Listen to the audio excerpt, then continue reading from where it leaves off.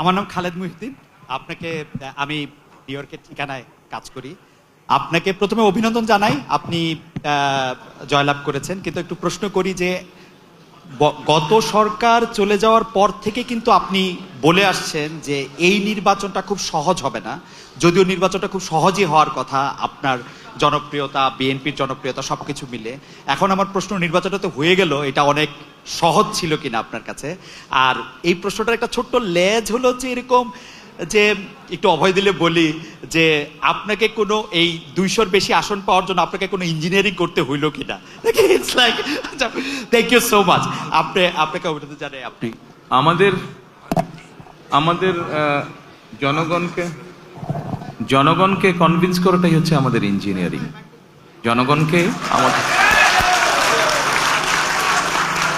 আমাদের যে ইঞ্জিনিয়ারিংটা ছিল সেটা হচ্ছে জনগণকে আমাদের পক্ষে নিয়ে আসা, সেটাতে আলহামদুলিল্লাহ আমরা সফল হয়েছি। আর জনগণকে কনভিন্স করে একটি সুষ্ঠু সুন্দর পরিবেশ এনশিওর করাটাই ছিল আপনার প্রথম প্রশ্নের উত্তর। অর্থাৎ যেটা আপনি বলেছেন, যেটা আমি বলেছিলাম কঠিন হবে কিনা, অবশ্যই যে কোনো ভালো কাজ, ভালো গোল অ্যাচিভ করতে গেলে তো কষ্ট করতে হয়, কঠিন হবেই।